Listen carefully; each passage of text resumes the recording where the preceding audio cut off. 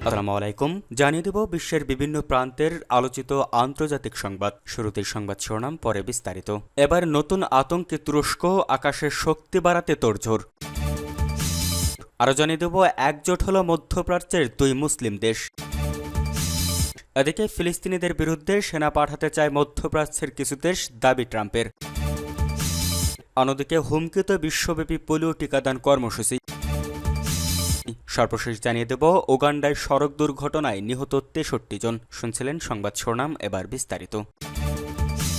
নতুন আতঙ্কে তুরস্ক, আকাশের শক্তি বাড়াতে তোড়জোড়। নিজের আকাশ প্রতিরক্ষার শক্তি বাড়াতে মরিয়া তুরস্ক ইউরোপীয় অংশীদার ও যুক্তরাষ্ট্রের কাছ থেকে উন্নত যুদ্ধবিমান সংগ্রহের প্রস্তাব দিয়েছে, এমনটি জানিয়েছে রয়টার্স। ন্যাটো সদস্য তুরস্ক পশ্চিমাদের সঙ্গে বর্তমান উষ্ণ সম্পর্ক কাজে লাগিয়ে তার বিমান বহরে 40টি ইউরোফাইটার টাইফুন যোগ করতে চায়। এই নিয়ে দেশটি জুলাই মাসে একটি প্রাথমিক চুক্তিতে সই করেছে। পরে যুক্তরাষ্ট্রের তৈরি F-35 যুদ্ধবিমানও কিনতে চায় তুরস্ক, যদিও বর্তমানে ওয়াশিংটনে নিষেধাজ্ঞার এর পথে প্রধান বাধা হয়ে আছে। মধ্যপ্রাচ্যের সবচেয়ে উন্নত সামরিক শক্তি ইসরায়েল, যার কাছে শত শত মার্কিন সরবরাহকৃত F-15, F-16 ও F-35 যুদ্ধবিমান রয়েছে। গত এক বছরে দেশটির প্রতিবেশী ইরান, সিরিয়া, লেবানন ও কাতারের একাধিক হামলা হয়েছে। তুর্কি কর্মকর্তারা জানিয়েছেন, এসব হামলায় পর তুরস্ক নিজেদের নিরাপত্তা দুর্বলতা স্পষ্টভাবে দেখতে পাচ্ছে। এর কারণেই সম্ভাব্য যে কোনো হুমকি মোকাবেলায় দ্রুত আকাশ শক্তি বাড়াতে চায় আশকারা।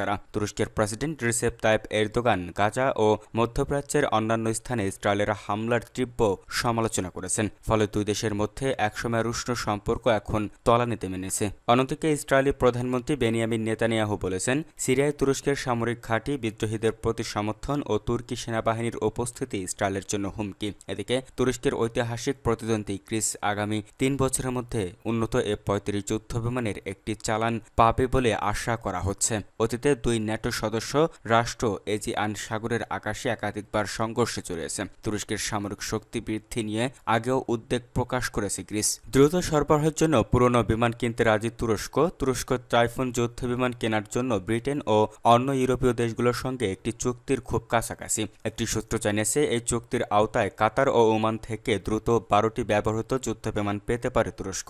ইউরোফাইটার কনসোর্টিয়ামের সদস্য ব্রিটেন, জার্মানি, ইতালি ও স্পেন এই ব্যবহৃত বিমান বিক্রির অনুমোদন দেবে। একই সঙ্গে তুরস্ককে কয়েক বছরে আরও 28টি নতুন টাইফুন সরবরাহ করবে বলে চূড়ান্ত ক্রয় চুক্তিতে উল্লেখ আছে। জানা গেছে, বুধ ও বৃহস্পতিবার এরদোয়ান কাতার ও ওমান সফরে এসব প্রস্তাব নিয়ে আলোচনা করবেন। যুদ্ধবিমানের সংখ্যা, দাম ও সরবরাহের সময়সূচি সমালোচনা বা আলোচনার মূল বিষয়। সূত্র জানিয়েছে, এরদোয়ান এরপর মাসের শেষ দিকে ব্রিটিশ প্রধানমন্ত্রী কিয়ার স্টারমার ও জর্ডান চ্যান্সেলর ফ্রেডরিক মার্জকে আশকারায় আমন্ত্রণ জানাবেন। তখনই চুক্তিগুলো চূড়ান্ত হতে পারে। একজন ব্রিটিশ সরকারি মুখপাত্র রয়টার্সকে বলেছেন, জুলাই মাসে ব্রিটিশ ও তুরস্কের মধ্যে স্বাক্ষরিত সমঝোতা স্বাক্ষরিত বিলিয়ন পাউন্ড মূল্যের 40টি যুদ্ধবিমান সরবরাহের পথ প্রশস্ত করেছে। তিনি আরও বলেন, আমরা শীঘ্রই চূড়ান্ত চুক্তির বিস্তারিত বিষয়ে একমত হব বলে আশা করছি। একজোট হল মধ্যপ্রাচ্যের দুই মুসলিম দেশ। এক সময়কার দুই প্রতিদ্বন্দ্বী দেশ আজ কৌশলগত মিত্র। মধ্যপ্রাচ্যের শক্তিশালী একটি দেশ জোট বেঁধেছে আয়াতুল্লাহ খামেনির দেশ ইরানের সঙ্গে। অতীতে এক রক্তক্ষয়ী যুদ্ধের পর বর্তমানে এই দুই দেশ আঞ্চলিক স্থিতিশীলতা বজায় রাখতে এক সুকৌশলী নিরাপত্তা নীতি গ্রহণ করেছে। নিরাপত্তা সম্পর্কের জেরেই ইরাক এবার স্পষ্টভাবে ঘোষণা করেছে যে তারা তাদের মাটি বা আকাশসীমা ব্যবহার করে ইরান বা অন্য কোনো প্রতিবেশী দেশকে কখনোই হুমকির মুখে পড়তে দেবে না। দেশটির যে কোনো হুমকি থেকে সুরক্ষা দিতে একযোগ কাজ করার প্রতিশ্রুতি দিয়েছে তারা। বাগদাদ স্পষ্ট জানিয়েছে, ইরান ও অন্যান্য কোনো প্রতিবেশী দেশের বিরুদ্ধে হুমকি সৃষ্টি করতে তাদের ভূমি ও আকাশসীমা ব্যবহার করতে দেওয়া হবে না। গত সোমবার তেহরানে ইরানের সর্বোচ্চ জাতীয় নিরাপত্তা পরিষদের সচিব আলী লারিজানির সঙ্গে এক যৌথ সংবাদ সম্মেলনে এই ঘোষণা দেন ইরাকের জাতীয় নিরাপত্তা উপদেষ্টা কাশিম আল আরাজি বলেন, ইরান বা প্রতিবেশী কোনো দেশকে হুমকির জন্য কোনোভাবেই ইরাকের ভূমি ও আকাশসীমা ব্যবহারের অনুমতি দেওয়া হবে না। বাগদাদ তেহরানের সঙ্গে স্বাক্ষরিত নিরাপত্তা চুক্তির সম্প্রতি সম্পূর্ণরূপে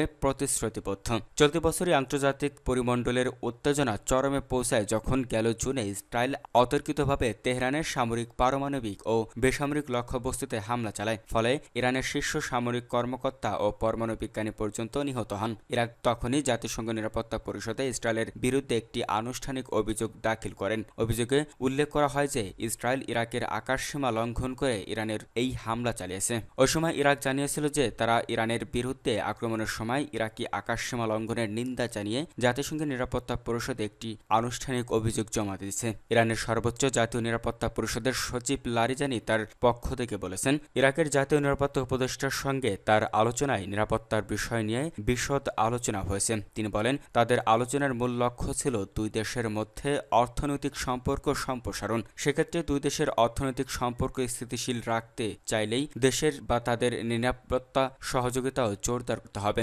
বিশেষজ্ঞদের মতে, ইরানের পাশে দাঁড়িয়ে ইরাক নিজেদের ভূখণ্ডকে নিরপেক্ষ রাখার যে প্রতিশ্রুতি দিয়েছে তা শুধু কূটনৈতিক ভাষায় নয়, বরং আঞ্চলিক নিরাপত্তা ভারসাম্যের এক গুরুত্বপূর্ণ বার্তা। ফিলিস্তিনিদের বিরুদ্ধে সেনা পাঠাতে চায় মধ্যপ্রাচ্যের কিছু দেশ, দাবি ট্রাম্পের। ফিলিস্তিনের গাজায় চলমান যুদ্ধবিরতি দিন দিন ভঙ্গুর হয়ে যাচ্ছে। যে কোনো সময় আবারও ইসরায়েলি হামলার আশঙ্কা গাজাবাসীকে ঘিরে ধরছে। স্বাধীনতাকামী গোষ্ঠী হামাসের নিরস্ত্রীকরণ প্রসঙ্গে এর নেপথ্যের কারণ। এর মধ্যে যুক্তরাষ্ট্রের প্রেসিডেন্ট ডোনাল্ড ট্রাম্প নতুন হুমকি দিয়েছেন। খবর আল জাজিরার। ডোনাল্ড ট্রাম্প জানিয়েছেন, গাজায় হামাসের বিরুদ্ধে লড়তে মধ্যপ্রাচ্যের কিছু দেশ নিজেদের বাহিনী পাঠানোর প্রস্তাব দিয়েছে। সামাজিক যোগাযোগ মাধ্যম ট্রুথ সোশ্যালে স্থানীয় সময় গত মঙ্গলবার ট্রাম্প এমন দাবি করেন। তবে মধ্যপ্রাচ্যের কোন কোন দেশ ট্রাম্পকে গাজায় যাওয়ার প্রস্তাব দিয়েছে তা তিনি স্পষ্ট করেননি। কিন্তু ট্রাম্প এশিয়ার দেশ ইন্দোনেশিয়ার নাম বিশেষভাবে উল্লেখ করেন। এর কথা সত্য যে দেশটি গাজায় সেনা পাঠাতে আগ্রহ দেখিয়েছে, কিন্তু হামাসের বিরুদ্ধে লড়াইয়ে যোগ দেওয়ার কোনো ঘোষণা দেয়নি। ট্রাম্প লিখেছেন, মধ্যপ্রাচ্যের প্রতি এমন ভালোবাসা ও উদ্দীপনা গত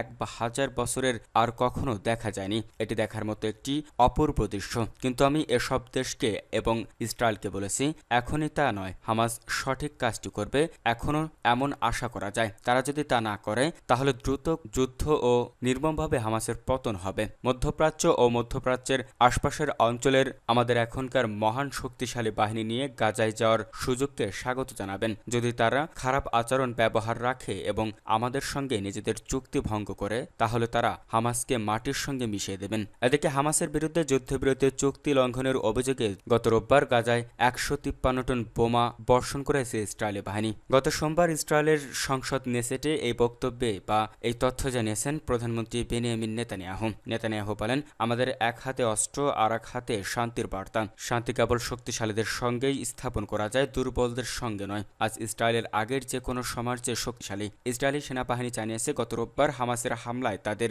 2 সৈন্য নিহত হওয়ার পর গাজায় হামাসের একাধিক ঘাঁটি ও স্থাপনায় বিমান হামলা চালানো হয়। তবে যুদ্ধবিরতি চুক্তি লঙ্ঘন কিংবা ইসরায়েলি সৈন্যদের উপর হামলার অভিযোগ অস্বীকার করেছে হামাস। সংগঠনটি বলছে, ইসরায়েলের গাজায় একতরফা আগ্রাসন চালিয়ে পরিস্থিতি উত্তপ্ত করছে। হুমকিতে বিশ্বব্যাপী পোলিও টিকাদান কর্মসূচি। বিশ্বব্যাপী পোলিও দূরীকরণ কর্মসূচিতে আগামী বছর 30% বাজেট কমে যাওয়ায় এবং 2029 সাল নাগাদ 100 কোটি 70 লাখ মার্কিন ডলার তহবিল ঘাটতির কারণে এর কার্যক্রম মারাত্মকভাবে বাধাগ্রস্ত হবে। গত মঙ্গলবার বিশ্ব স্বাস্থ্য সংস্থা WHO এমন তথ্য জানিয়েছে বলে সংবাদ প্রকাশ করেছে আল জাজিরা।